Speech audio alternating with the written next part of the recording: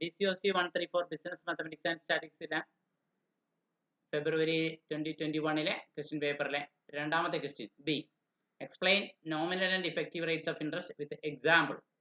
10 മാർക്കിന്റെ ക്വസ്റ്റ്യൻ ആണ്. So we need to explain the difference between the nominal and effective rates of interest and also give an example working for the same. Okay, now let us go to its explanation.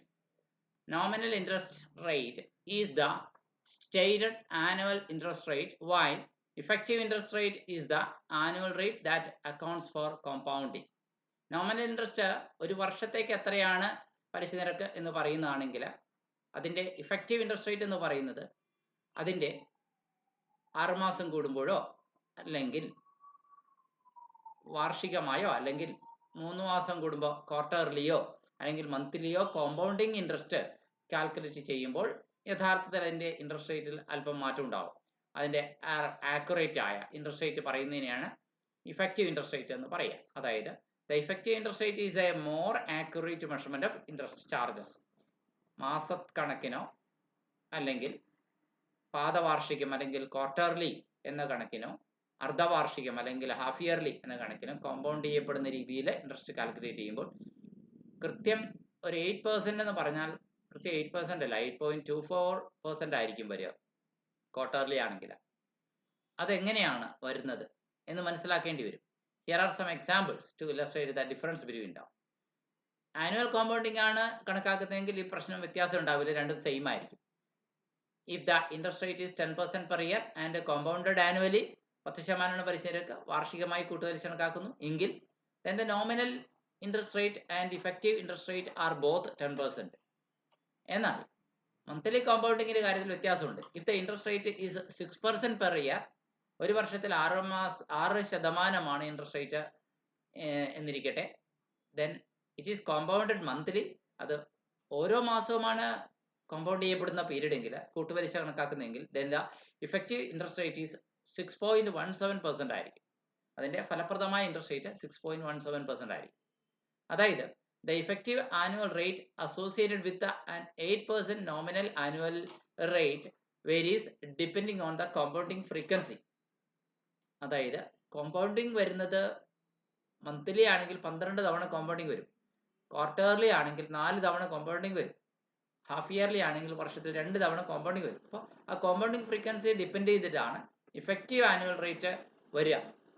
അതായത് annually 8% ആണെങ്കിൽ അത് semi annually അല്ലെങ്കിൽ half yearly ആകുമ്പോൾ 8.16% ആയിരിക്കും, quarterly ആണെങ്കിൽ അത് 8.24% ആയിരിക്കും. Monthly ആണ് കോമ്പൗണ്ട് ചെയ്യപ്പെടുന്ന പീരീഡ് ആയിട്ട് നമ്മൾ കണക്കിലെടുക്കുന്നെങ്കിൽ അതിൻ്റെ കൃത്യമായ എക്സാക്റ്റ് ഇൻട്രസ്റ്റ് റേറ്റ് 8.3% ആയിരിക്കും. അതായത് നമുക്ക് ഒന്നുകൂടി പറഞ്ഞു, അതിൻ്റെ കണക്ക് നമുക്ക് ഇങ്ങനെയാണ് വരിക. Nominal effective interest rate calculate ചെയ്യുന്നത് പ്രസൻറ്റ് വാല്യൂ ആണ് ഇവിടെ PV എന്ന് എഴുതിയിരിക്കുന്നത്. 1+i = future value. അതായത് ഇന്നത്തെ 100 രൂപ, അത് 1+i എന്ന് പറയുന്നത് ഇൻട്രസ്റ്റ് റേറ്റ് ആണ്. 8% ആണ് എങ്കിൽ ഇൻട്രസ്റ്റ് 8 ഡിവൈഡഡ് ബൈ 100 ആണല്ലോ, അത് തൊട്ട് താഴെ കാണിച്ചിരിക്കുന്നു. 8 ഡിവൈഡഡ് ബൈ 100നെ നമുക്ക് 8നെ 100 കൊണ്ട് ഹരിക്കുന്നതിന് പകരം 100ന്റെ 2 സീറോസ് ഉള്ളതുകൊണ്ട് 2 ഡെസിമൽ പോയിന്റ് മുന്നിലേക്ക് 8ന്റെ മുന്നിലേക്ക് എഴുതിയാൽ 0.08 എന്ന് എഴുതേണ്ടി വരും. അതാണ് ഇവിടെ തൊട്ട് താഴെ കാണിച്ചിരിക്കുന്നത്. പ്രസന്റ് വാല്യൂ 100 രൂപയാണെങ്കിൽ ഫ്യൂച്ചർ വാല്യൂയിലേക്ക് എത്തുമ്പോൾ അതിൻ്റെ പവർ ആണ് ഈ റേസ് ടു 1 എന്ന് കാണിച്ചിരിക്കുന്നത്. അപ്പോൾ 108 ആയിട്ട് കാണിക്കേണ്ടി വരും. അതായത് R ബൈ എത്ര ഫ്രീക്വൻസിയിലാണ് അതിൻ്റെ കോമ്പൗണ്ട്. ഇപ്പോൾ ആനുവൽ ആയതുകൊണ്ട് R 8 ആണ്, 8 ഡിവൈഡഡ് ബൈ 1 തന്നെ ചെയ്യുക. 8 ഡിവൈഡ് ബൈ 1 തന്നെ 8 ആണല്ലോ, പിന്നെ ഡിവൈഡഡ് ബൈ 100 ചെയ്യണം. ഓക്കെ, അതേസമയം ക്വാർട്ടർലി ആണെങ്കിലോ 8 ഡിവൈഡഡ് ബൈ 4 ആണ്, കാരണം ഒരു വർഷത്തിൽ 4 ക്വാർട്ടർ ഉണ്ട്. ഓക്കെ, ഹാഫ് ഇയർലി ആണെങ്കിലോ 8 ഡിവൈഡഡ് ബൈ 2 ആണ്. ഓക്കെ, അതായത് 8 ഡിവൈഡഡ് ബൈ 2 ആകുമ്പോൾ 0.4 ആണ് വരിക. 8 ഡിവൈഡഡ് ബൈ 4 ആകുമ്പോഴോ 0.2 ആണ് വരിക. അപ്പോൾ എത്രയാണ് അതിനനുസരിച്ച് പവർ മുകളിലും മാറും. ഇവിടെ ആനുവൽ ആണെങ്കിലാണ് പവർ 1 വരിക. നോക്കുക, സോ 8% ആനുവൽ ഇൻട്രസ്റ്റ് ആണെങ്കിൽ കോമ്പൗണ്ടഡ് ക്വാർട്ടർലി കണക്കാക്കുമ്പോൾ നമ്മൾ എങ്ങനെയാണ് കണക്കാക്കുക? നോമിനൽ ഇൻട്രസ്റ്റ് ആണ് 8% അല്ലേ. സോ കോമ്പൗണ്ടഡ് ക്വാർട്ടർലി ആണെങ്കിൽ നമുക്ക് ഫലപ്രദമായിട്ട് അതിൻ്റെ 100 108 വർദ്ധിക്കില്ല, 100 102 വർദ്ധിക്കുക. അതായത് 2% ആണ് ക്വാർട്ടർലി ഇഫക്റ്റ് വരിക. അതായത് 100 into 1 plus 0.8 divided by 4 whole raise to 4 എന്ന് കൂടി വരും അല്ലേ. അപ്പോൾ 0.8 എന്ന് പറയുമ്പോൾ എത്രയാ, ഡിവൈഡ് ബൈ 4 എന്ന് പറയുമ്പോൾ 0.2 ആ വരിക.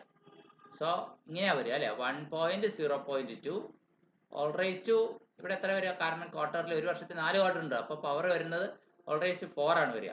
നേരത്തെ ഓൾ റേസ് ടു 1 ഇവിടെ എഴുതിയതാണ്, ആനുവലാണ്, വാർഷികമായിട്ട് കോമ്പൗണ്ട് ചെയ്യുകയാണെങ്കിൽ. ഇത് ക്വാർട്ടർലി കോമ്പൗണ്ട് ചെയ്യുകയാണെങ്കിൽ ഡിവൈഡ് ബൈ 4 ആണ്.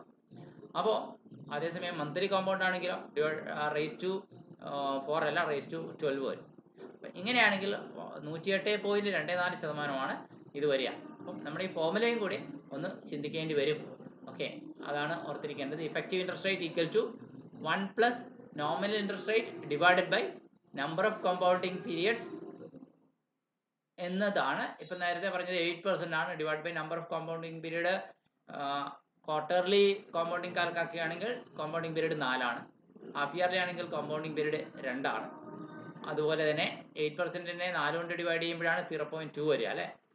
അതുപോലെ തന്നെ അതിൻ്റെ power raise to number of compounding period എന്ന് പറഞ്ഞാൽ റേസ് ടു 4 എന്ന് വന്നു. ഈ രീതിയിൽ ഫോർമുല.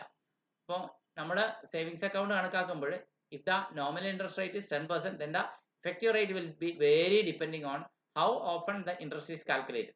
ഈ 10% എന്നുള്ളത് എത്ര കൂടെ മന്ത്ലി ആണോ ക്വാർട്ടർലി ആണ് ഇൻട്രസ്റ്റ് റേറ്റ് കാൽക്കുലേറ്റ് ചെയ്യപ്പെടുന്നത്, മുതലിൻ്റെ കൂടെ പലിശ കൂട്ടിച്ചേർക്കപ്പെടുന്നത് എന്നതിനനുസരിച്ച് അത് ഇൻട്രസ്റ്റ് റേറ്റ് മാറും. For example, if the interest rate is compounded daily, daily compound ചെയ്യപ്പെടുകയാണെങ്കിൽ അതെങ്ങനെയായിരിക്കും, 10% എന്നതിന് പ്ലെയിൻ ആയിട്ട് പറഞ്ഞാലും അത് ഇൻട്രസ്റ്റ് റേറ്റ് വിൽ ബി 10.52% ആയിരിക്കും. ഓക്കെ.